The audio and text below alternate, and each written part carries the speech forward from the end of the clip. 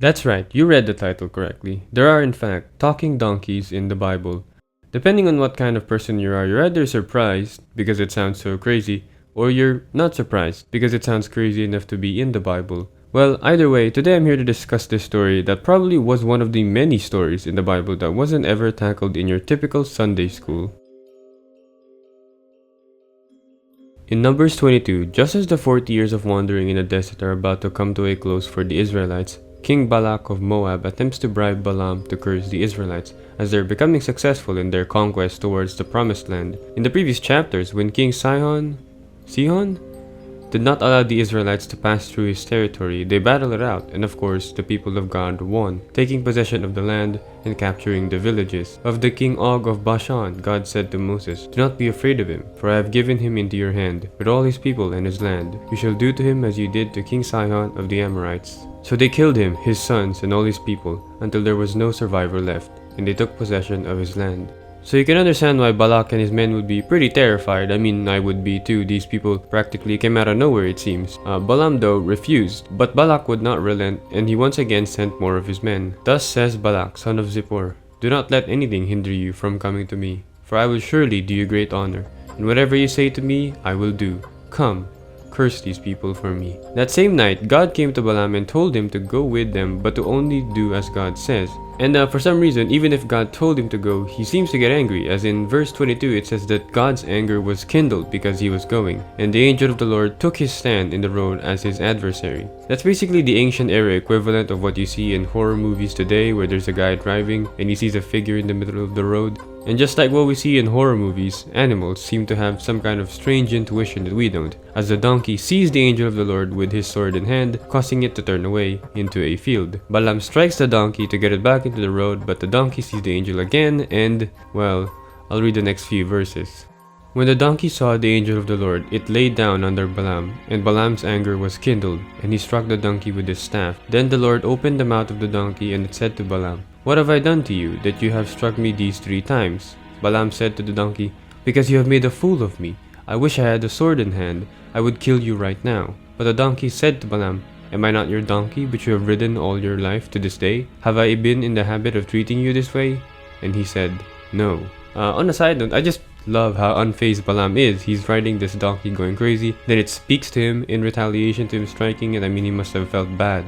Taking this account literally, we can infer at least one thing, and that is that animals seem to have similar emotions and even emotional attachments to us, except they can't communicate it to us humans. I mean, the donkey literally questions Balaam, "What have I done to deserve this? Am I not your donkey, which you have ridden all your life?" Just imagine if your dog said that to you. Now back to the story. God at last lets him see the angel of the Lord.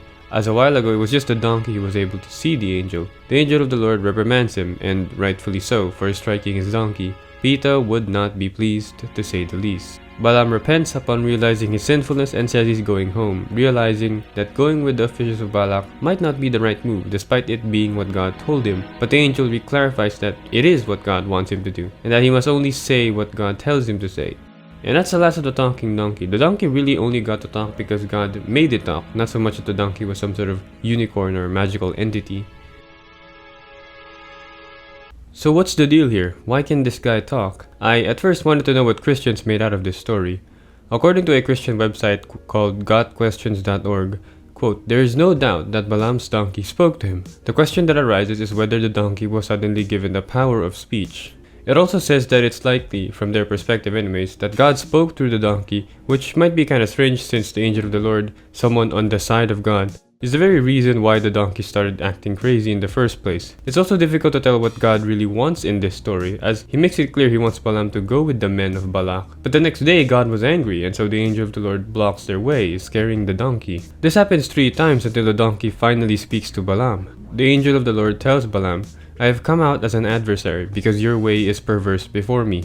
The donkey saw me and turned away from me these 3 times. If it had not turned away from me, surely just now I would have killed you and let it live." There are multiple theological explanations for this story, however, a lot of them connecting the symbolism from other books of the Bible, such as the donkey being a symbol of salvation, or that Balaam didn't see the angel of the Lord because he was quote-unquote spiritually blind. But that's not what this channel is about, so let's take a look at the story from a different perspective. If you remember your 6th grade English class, you'll know that this story is an example of a fable, given that animals, or talking animals, are elements of the story. Moreover, they are used as literary devices to convey a certain message or moral lesson. Perhaps in this case, the moral being to not hit your donkey, because you might just be seeing something you're not.